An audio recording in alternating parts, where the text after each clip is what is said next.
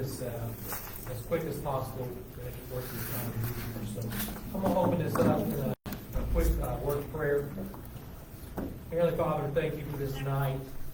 Thank you for all that you bless us with. We continue to ask for your protection and your guidance on the national schools. I pray that sense of protection, your angels to protect our students as they finish this year strong, for our teachers. Lord, you keep them their minds clean and just help them do their very, very best as we prepare for summertime. Lord, I will pray a special prayer for Jerry Jackson's family, the loss of his wife, Peggy. Lord, we just pray that you bless their family and give them peace and comfort. Also for Nate Wilson and the loss of his dad this week. And then for Scott McDonald, who worked for the Harrison Daily Times. And we just are praying for comfort for his family as well. It's your name we pray. Amen. Amen. All right, we got a pledge of allegiance tonight. Yeah. Tonight we're going to ask Officer Anthony Kent, he's one of our SROs, does a great job for us, to lead us in the pledge. Allegiance to the flag of the United States of America, to the republic for which it stands, one nation, under God, indivisible, with liberty and justice for all. We'll move on to the next item in the business, which is our correspondence and recognitions. None tonight. Excellent. Or not excellent, either way. We'll move on to disposition of minutes. We'll move on to the minutes piece. Do I have a motion to accept the minutes? So moved. Who was that? Okay. And do I have a second? I'll second. All right, JJ. All right, all those in favor say aye. Aye. No discussion, I'm assuming. All those in favor say aye. Aye. Okay, motion passes. We'll move on to disposition of routine reports. I'll accept a motion on that. So moved. And a second. A second. Each month we report on the enrollment. Currently this month we are at 2,711 students, down just a little bit. All right, any discussion on the minutes, routine reports? All those in favor say aye. Aye. Approved. We're on to new business. We'll start with 7A, which is consider education services cooperative representative and resolution. Yes, every 2 years we need to elect a representative for the OUR Cooperative Service Board. It's our OUR co-op is out towards Valley Springs and does a great job supporting our district. And we have a spokesperson for this board for that cooperative. In the past, it has been me. I would ask that you do that again, but it's for a 3-year term. So administration recommends the approval of appointing Representative Stuart Pratt to the Ozarks Unlimited Resource OUR Education Service Cooperative Board of Directors by signing the resolution and forwarding it to the director of the OUR Cooperative by June 30th, 2025. So you've heard the recommendation. Do I have a motion? So moved. In a second? Second. All right. Any discussion? All those in favor say aye. Yes. No, you got it. Aye. So that's so approved. We'll move on to 7B. Consider the 23-24 end audit results. Yes, we're very excited to talk about our audit, and I'm not going to take any thunder away because I really appreciate our finance team. So Shannon Lovelace is our Director of Finance, and she's here tonight to talk about the audit and its findings. Shannon? We have good news to report on the audit. We don't have any findings. So we had Felicia Smith and Marcus Little come on campus this year. We usually have 3 auditors. And they stayed for quite a while, just going through everything. And normally in the audit packet, it would have a management letter had we had a finding, and it would have been between the independent audit report. It would have been the page right before the financials. So we didn't have one of those. We had no reportable formal findings this year. Pretty excited about that. Yeah, I'm gonna interject. I'm really proud of our finance team. When you think about a $28 million budget, 450 employees, federal funds, state funds, and our local funds, all of those things melding together to create an educational system in our community. And our team and our principals with their staff and our district office team together, we have no findings, and I'm really proud of them. So our recommendation, administration recommends the approval of the FY 23-24 financial audit report. You've heard the administrative recommendation. Do I have a motion? So moved. Second. Motion is second. Any discussion? All those in favor say aye. Aye. So approved. We'll move on to 7C, which is consider specialty programming finance. Yes, this has to do with extra programming that we do outside of school during holiday breaks, after-school programming, possibly spring break, maybe a summer program nights. So if you remember, a year ago in May 2024, you as a board approved the financial pay schedule for 21st Century Grant, 21 CCLC, which is a federal grant and Mrs. Gilly oversees. We are evaluated through that grant based on attendance. If the attendance average drops, the amount of funding in that grant drops. So this year, as we headed towards spring break, we did not receive the enrollments that we thought we would have during spring break. And to keep from lowering our average, we chose to take it out of the realm of 21st Century Grant and run it ourselves as a school district, which is our decision. However, once we looked at doing that, we realized that we did not have any protocols or policy in place to continue to pay these folks in the same way for this specialty programming.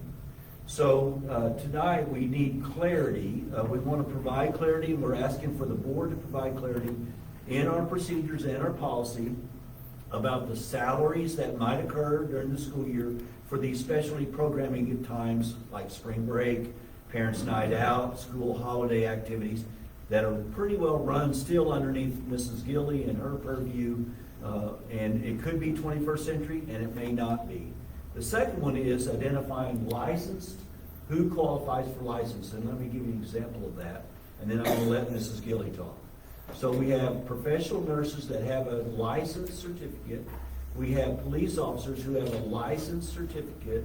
But in our normal policy for the school year, those folks will be classified as classified staff because certificated staff would be a teacher or an educator. And we want to clarify that in these after-school programming pieces. So, Susan, how did I do? Okay? Or Yeah, I what think else? that pretty much wraps. I had tried to be broad and understanding and just saying licensed.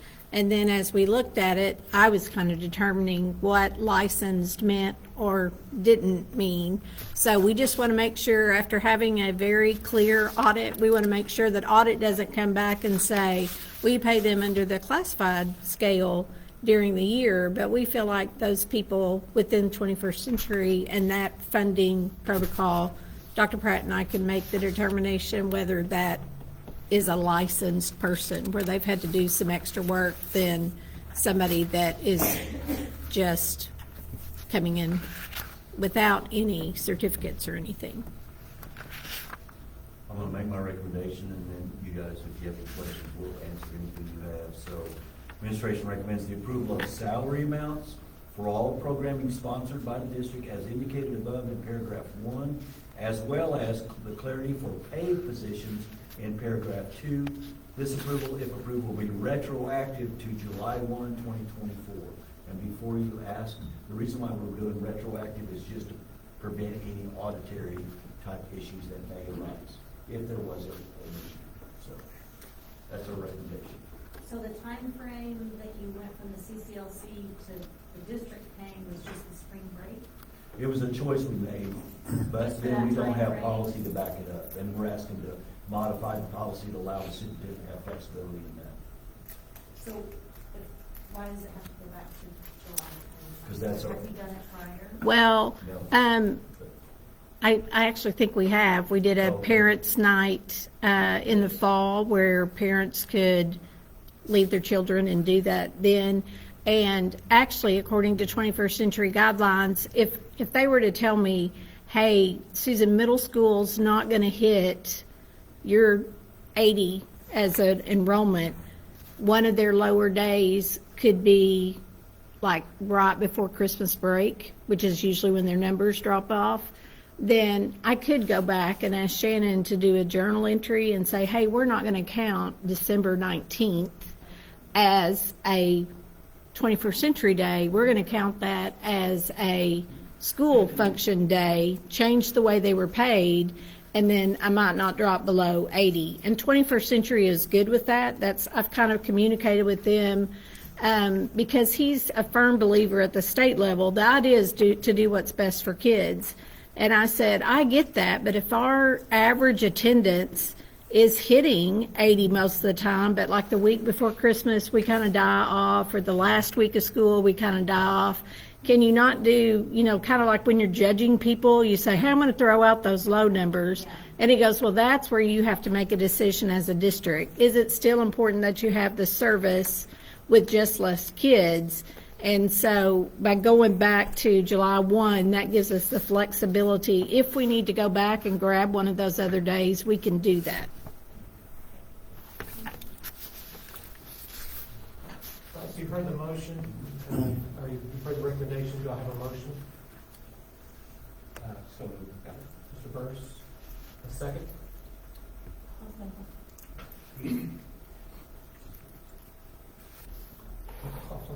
No, Mr. Buckley. It's both. Okay, sorry. You've heard the motion, you've got a motion and a second. Any discussion, further questions? Clear as mud? All right. All those in favor say aye. Aye. Motion passed. Yeah, I'm actually, prior to Mr. Magnus being president, we had several contests among presidents in the past. I still hold the record for the meeting, shortest meeting. I'm aiming for it right now. All right, we're going to move on to, in new business 7D, which is consider summer school staffing positions. Yes, Mrs. Gilly, it works over the summer school staffing. I'm going to let her speak to that. Typically on the summer school staffing, we say a particular number of people. That's extremely difficult to tell you the exact number of people we're going to have work that. Our goal is that we'd have 100 people at each site. Obviously, if we have 100 people at each site, we might have to adjust those numbers. So basically, the summer school staffing is just to approve that we can have the summer school staff that we need to run an effective program, and also pay them either under 21st century guidelines or the item you just approved.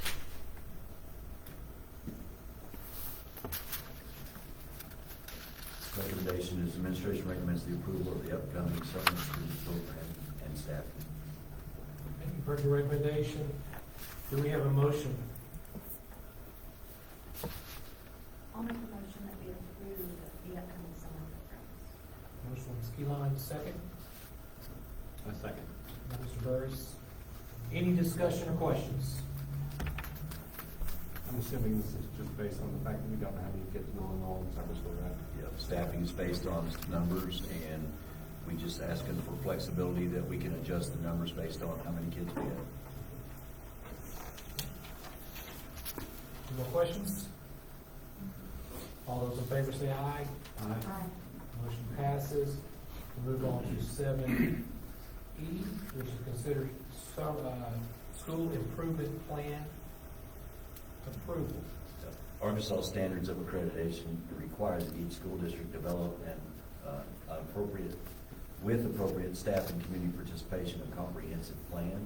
Mrs. Gilly does that for us again in our district, and I'm going to turn it over to her to talk about the school improvement plan. Okay, the school improvement plan is what we've done each year, which is kind of share with you what the federal dollars do to assist us to support our programs.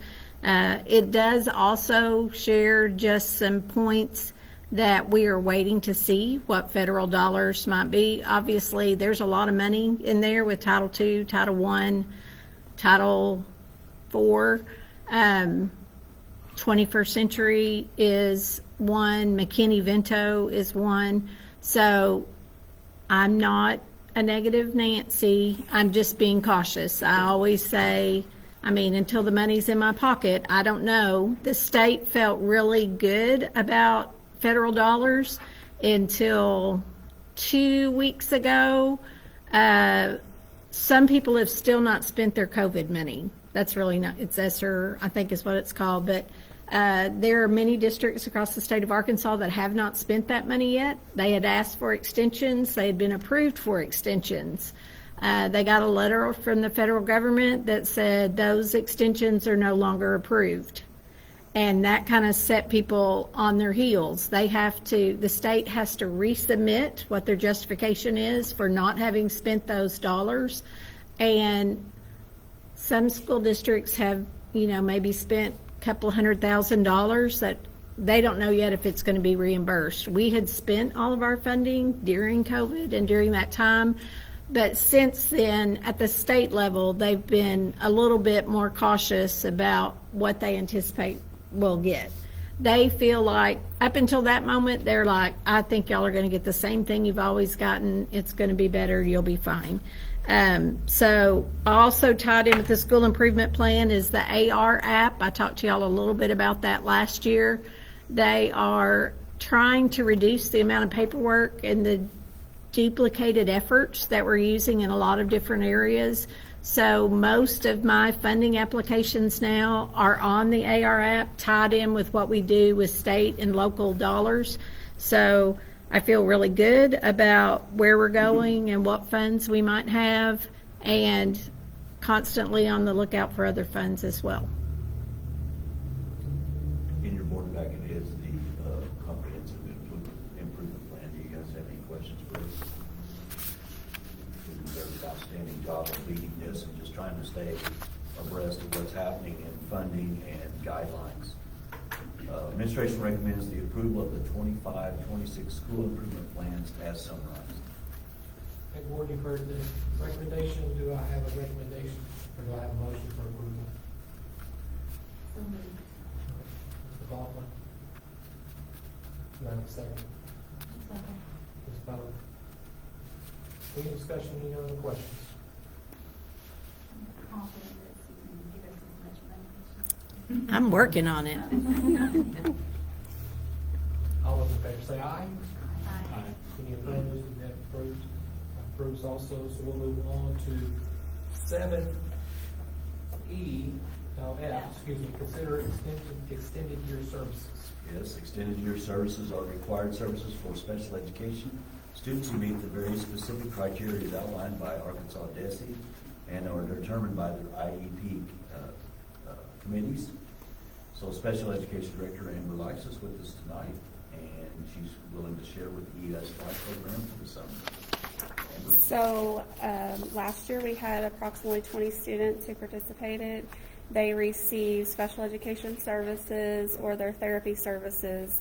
It's determined by 14 factors that the committee considers to see if they're eligible. It's typically for students who have significant impairments that if they get a break in services over the summer, they would regress. And so this allows us to continue to provide services during the summer so that we don't see a regression. And when we start back to school, they're right where they should be, at least where they left off, or maybe even improvement. Also allows for therapy to continue for parents who that they don't have to go out and access outside services. They're able to continue with our therapist at school.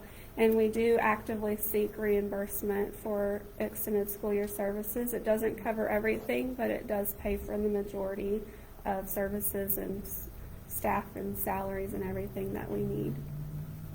Yeah, I'm gonna add into that, Medicaid billing is something that Ms. Likes does through her department, and we're watching that closely. Back to Mrs. Gillies' points about funding. We're watching those reimbursable billings on some of these services and trying to make sure that doesn't make a radical shift. But right now we seem to be okay. Yes. Administration recommends the extended school year services for the 24-25 school year. Once again, you've heard the recommendation. Do I have a motion for approval? I'll make a motion, so moved. I'll second. So we have a motion and a second. Any discussion? All those in favor say aye. Motion approved. Move to 7G, consider special education purchase services. Yes, related services are required services with IDEA, the Individuals with Disabilities Education Act, to support eligible students accessing general education curriculum. And again, Ms. Likes is here with us tonight. This is involving speech, language, occupational, physical therapy, and behavioral services. Ms. Likes? So the therapists that we're looking at tonight are our speech OT and PT that we've been using for several years now. Nothing's changing as far as rates or personnel. We did have to split up some of our therapists, so we'll see some next month as well, but these are the ones we've been using. Students are very familiar. They do a great job. They provide therapy on site. Each of them hold about a 45 student caseload, and they're split among campuses. We just contract with them and pay their hourly rate, and then we receive reimbursement for Medicaid for their services. And you're only allowed so many students on the caseload. Yes, 45 is max. Yep. So we'll be watching our numbers as new students come into our district. Our recommendation, administration recommends the attached purchase services agreements for speech, OT, PT for the 25-26 school year as presented. You've heard the recommendation. Do I have a motion for acceptance? So moved. Mr. Burris, do I have a second? Second. All right, so any discussion or questions? I'm assuming that continuity is very, very important with the kids. When we see that we don't have any changes in these therapists and speech Yes. pathologists, that really is helpful. It does. They follow them up, through the years because they do hit multiple campuses. So they get to know the families really well. They get to know the students really well and the needs. So we do have some of the best therapists in our district, and they don't just come in and provide the therapy. They consult with teachers and support with family and attend conferences. So it's really great to have consistent therapy in our district. All those in favor say aye. Aye.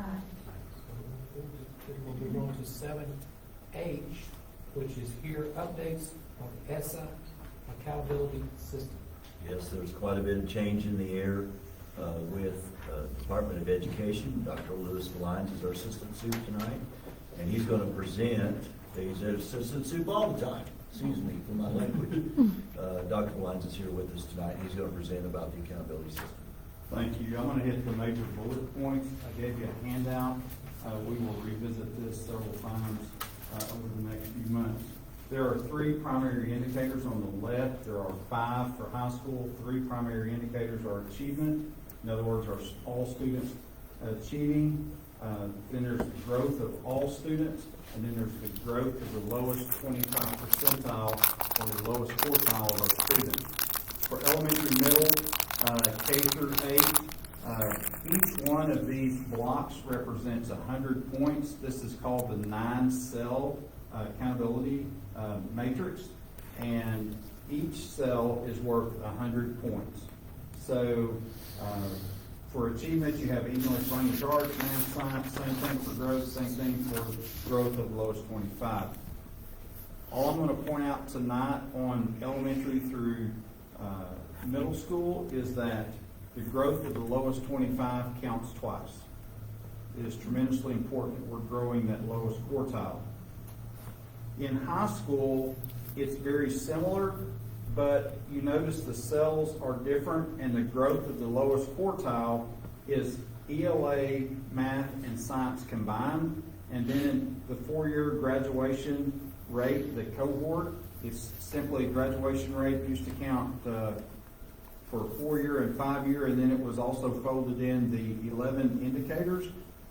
It counts once, and it's just a simple score. Our graduation rate is really high here, so we're really proud of that, doing a great job there. And then students, this is brand new, students graduating on time with merit or distinction, and this points to our students having accelerated opportunities with concurrent credit. We touched on that a little bit last board meeting, and AP credit, and there are other factors that go into graduating on time with merit or distinction, and our high school students are positioned very nicely to do well there. That's it in a nutshell. We will revisit this. I would encourage you to look at this. This is not available. I looked on DESE. I could not easily find this. This is brand new. It has just gone before the State Board of Education. They're in the process of releasing scores, and hopefully soon we'll be able to share what our scores would have been last year under this new system. And then that'll help prepare us as we're preparing for this current year's scores, which will be our accountability system for next year. The law was passed to hold schools harmless this year to prepare us, because there will be an adjustment in the way we're scored. Thank you. What questions you have for Dr. Lyons, 9-cell accountability system? All right. There's no recommendation, Mr. Burnside. This is just for information only, so no votes required. All right. If there's no questions, we'll move on to 7I, which is to consider petitions for transfer of students. Yeah, before you are the following petitions for transfer of students. For your consideration, the administration recommends the approval of outgoing transfers and endorse income transfers. You got that list in front of you. Look for approval for motion. Motion. Mr. Burris. Second. All right, Ms. Keyline, all those in favor say aye. Aye. And we will move on to executive or personnel session. I'm going to make it. Administration recommends the Board of Education enter into executive session for the purposes of election, resignation, retirement, transfer, and affirming contracts. Thank you guys for being here.